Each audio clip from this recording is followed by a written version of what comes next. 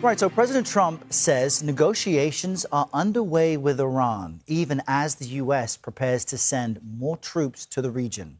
According to the Associated Press, the Trump administration had submitted a 15-point ceasefire plan to Tehran, but the Iranian military is mocking the president's claims of negotiations. In this pre-recorded video, an Iranian military spokesperson said, quote, "Don't dress up your defeat as an agreement." President Trump had a much different outlook yesterday when he told our Ed O'Keefe that Iran gave the U.S. a big present related to oil and gas. Why bother talking to them?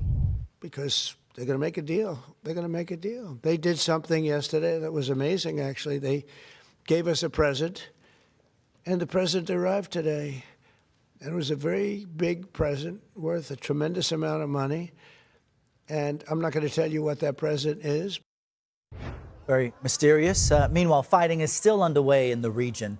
Overnight, Israel and Iran traded strikes, and Tehran says it fired missiles at U.S. military bases in Kuwait, in Jordan, and Bahrain.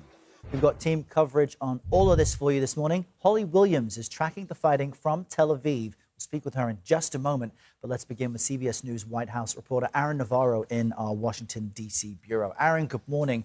So the U.S. and Iran right now are sending much different messages when it comes to negotiations. Clarify exactly what the president is saying now. Errol, President Trump has said that these negotiations with Iran allegedly began since this weekend and went into yesterday. He has claimed that there have been 15 points of agreement that have been sent to Iran. We have learned that that has been sent through an intermediary country in Pakistan, and that Iran has agreed to 3 big points, or at least the president's top 3 points, which is preventing them from ever being able to build a nuclear weapon. Take a listen to what he told reporters in the White House earlier yesterday afternoon. We're in negotiations right now. They're doing it along with Marco, JD. We have a number of people doing it. And the other side, I can tell you, they'd like to make a deal. They're not going to have a nuclear weapon, and we're talking about that. And I don't want to say in advance, but they've agreed they will never have a nuclear weapon. They've agreed to that. Now, in regards to that gift that President Trump mentioned, and you saw a clip of that earlier in the show, the president said it was related to oil and gas and the Strait of Hormuz, but did not clarify on what exactly that was. As you mentioned, Iran has repeatedly denied that these negotiations were happening in the first place, as they have suggested through spokespeople such as the Speaker of the Parliament or that military spokesperson that you just heard a clip from, that the president is saying that there are negotiations happening in order to alleviate oil markets that have really ramped up the pressure for him domestically to end this war. And Aaron, the U.S. now expected to deploy troops from the 82nd Airborne Division to the Middle East. Tell us about this group and where they might go. Yeah, this is about 1,500 troops heading to the Middle East, including a command element and some ground forces. That is in combination with 3 warships and about 2,200 Marines that have been on their way to the Middle East. They left a couple weeks or so ago from California. We know that President Trump has been briefed on potential military actions, including the use of ground troops and potentially special forces to seize enriched uranium that can be used to build a nuclear bomb in Iran. But sources have also said that he has not yet made a final decision, even as he says publicly that he has decided not to send troops. All right, Aaron Navarro in Washington, D.C. Aaron, thank you.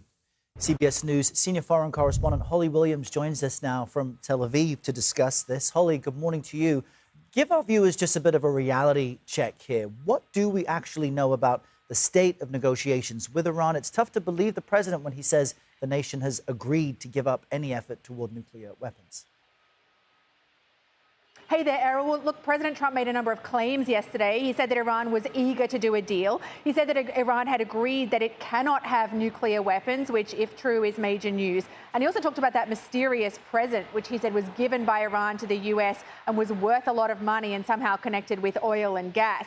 But the only thing that Iran has confirmed to CBS News is that it's received points from the US through mediators and they are being considered. And then we heard from that Iranian military spokesman today who openly mocked President Trump's talk of a ceasefire deal, saying, quote, "Have your internal conflicts reached the point where you are negotiating with yourselves?"